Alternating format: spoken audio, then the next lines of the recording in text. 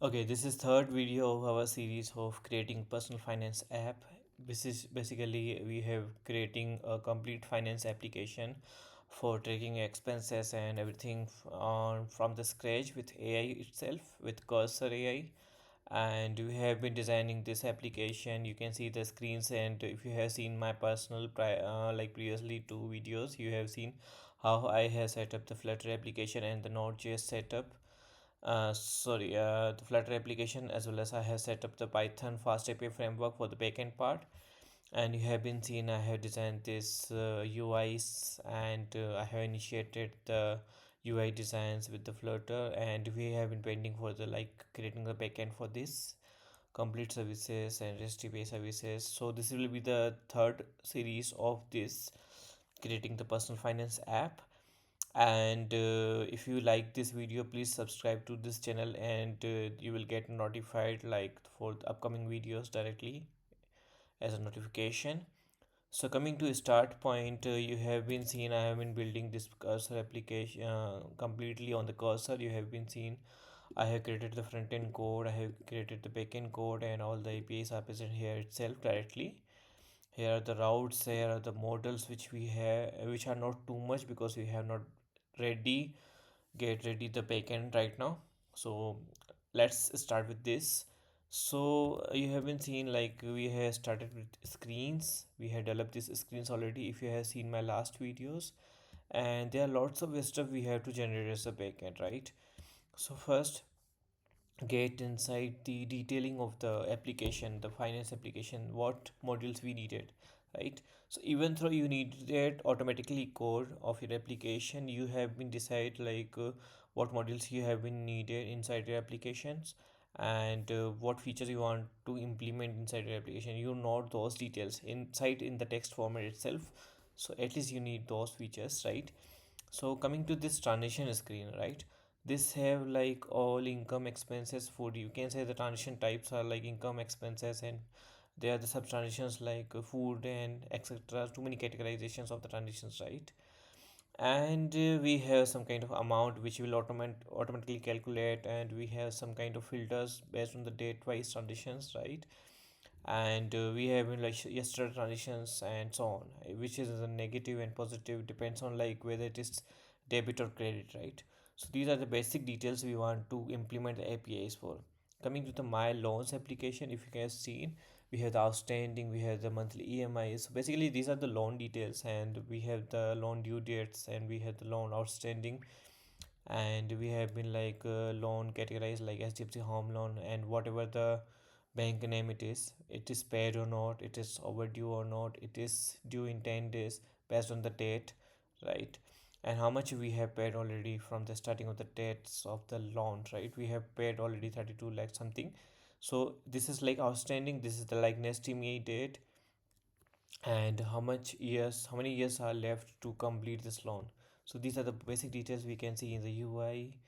And coming to the next screen, we have some kind of like a portfolio value. So portfolio investment looks like stocks and mutual funds and gold, ETF, whatever investment you have. You have the asset allocation graphs which will automatically generate based on what we are our investment in the different category. It is equity, debt, and others, right? We have the stocks investments with the different company, Alphabet, Apple, for example. We have the mutual fund investments and different fund investments. So we can say these are the all the details which we can use inside our like cursor API generation, right? Now we have the credit cards. We have already have some kind of dummy credit card. We have the credit card last digits. We have the credit card master or Visa type credit card. We have the actual balance present in the credit card, and we have the outstanding balance present in the credit card. So and we have the recent activity, what transitions will debt from which particular um, credit card. We have those details. Now coming to the credit overview, which has the available limit, available total due, and we have to pay bill or something extra, this kind of stuff, right? So now we are going to build these APIs directly, and we have been using MongoDB as a database because I personally choose this kind of MongoDB databases like pure, perfect, and kind of too much faster for this kind of transitions related applications. We can use even MongoDB, and we can even use like different kind of relational databases as well. But depends on our activity. We are right now using MongoDB, and that's all. So now coming to the cursor, now we will provide some kind of outputs here, and yeah. So for example, for the transition screens, I'm talking about right now the transition screen APIs. So transition screens, we need some kind of transition type. We need like transition category. We need the amount. We need debit, credit. Okay. We need transition date. These are the basic details that we have needed, and approximately you can also design your own fields, depends on the requirement and the screens design you have already. So KPIs,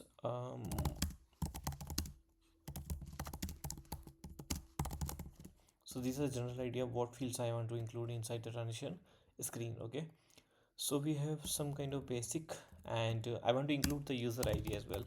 So now we are coming to the proper level of application. We are supposed to be like some login and sign up mechanism, and when the user logged in into the system, we want to see like their user ID with each and every transaction, right? And this is kind of the basic transition field we have. And coming to the screens again, we want to see like what else we have needed. Like this is the basic fields we have needed, and I think so on. And coming to the loan screens, loan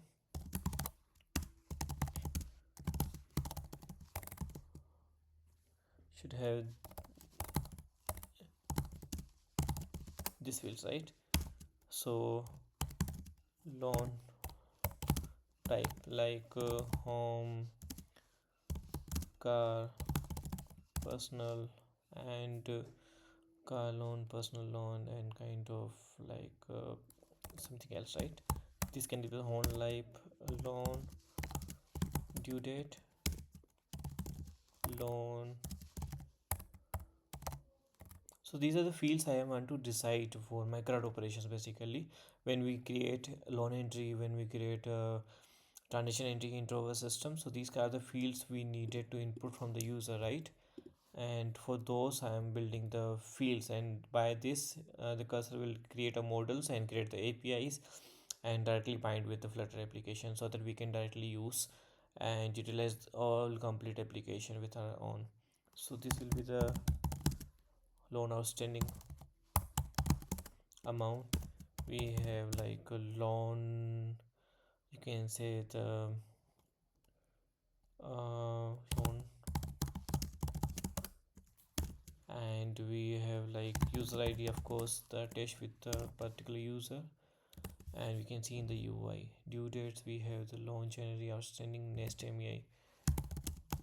Next EMI, no, we will input the EMI date and it will automatically show as a next EMI on the Flutter application. And we have something kind of like interest rate, definitely interest rate, and we have some kind of like due date. Due date we will auto calculate, and we have now the EMI amount, definitely EMI. Yeah, so I want to see like these are the core fields that we have been using inside our Flutter application. And now coming to the investment portfolio part. So portfolio will be coming inside the investment, and definitely if we are talking about like investment, okay, investment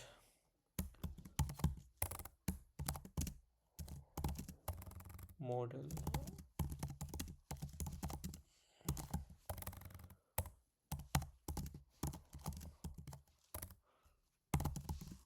okay,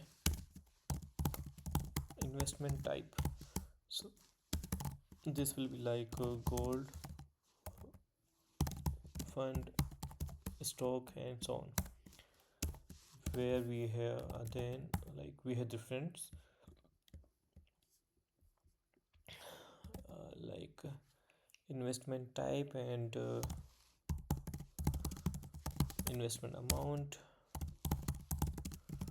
investment start date, end date if applicable, then only. And we have the invested, which will auto calculate based on the uh, number of investments we have done. You can, so these are the core field. Again, the user id we are gonna do with this, and we have the total portfolio value which will automatically calculate based on the number of investments. And yeah, these are the basic core fields: amount, start date, end date, and user id for the investment part. Now coming to the credit cards, which will have like a user id, credit card type, we have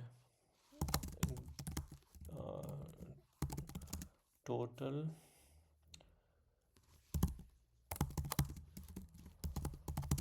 credit limit for that. And then we have like something called the recent activity, which will automatically calculate, and we have last four digits. Yeah. Okay, so these are the basic credit card utilities we can input from the system. So as I'm talking about these, all is the prompt. Okay, this is the prompt for completing our apis from the backend, and this is also kind of basic core fields which will we are providing to the input, and the cursor will generate apis. So now at the top level I am inputting the proper prompt for following apis generate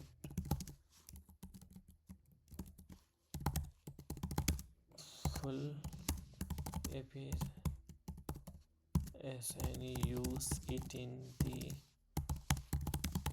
app, and additional needed is input from the user, consider sign up, login flow, and um, token base, token generation based on user login, and that login token which will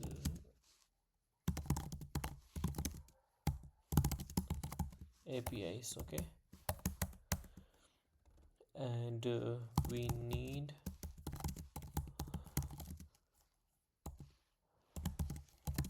CRUD operations exactly from this can be work with letter directly. So you can see these are the core informations I'm just inputting, and let's see what cursor builds and how these apis are getting built and so on. Okay, so you can see we have some kind of the cursor is automatically building, and this agency is stock with the users limit, and we will going forward update you regarding the same, how long it will work.